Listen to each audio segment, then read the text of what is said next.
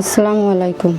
আমি সুফিয়া খাতুন, গ্রাম মৃত্তিকাপাড়া, পোস্ট উজানগ্রাম, থানা জেলা কুষ্টিয়া। আমার স্বামী গত 5 বছর আগে মারা গেছে। আমার একটা মেয়ে। আমি অনেক কষ্টের দিন কাটাচ্ছিলাম। এই সময় সব ফাউন্ডেশন থেকে আমাদের অনেক সহযোগিতা দেয়। আমার মেয়ে তা দিয়ে লেখাপড়া করে। লেখাপড়ার জন্য একটা সাইকেল দিয়েছে, আরও অনেক কিছু, তেল, খাতা, কলম, খাবার, ডাউল, চাউল, মানে যা লাগে আর কি সব কিছু আমার মেয়ের জন্য এরা বহন করে আসছে।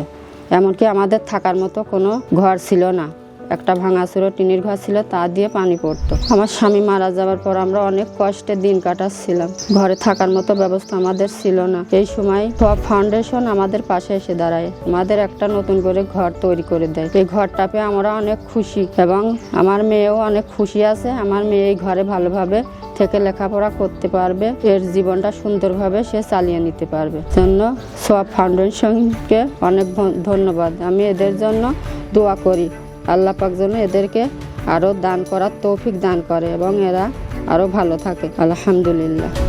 আপনার জাকাত ও সাদাকা হতে পারে এমন হাজারো অসহায় মায়ের আশার আলো।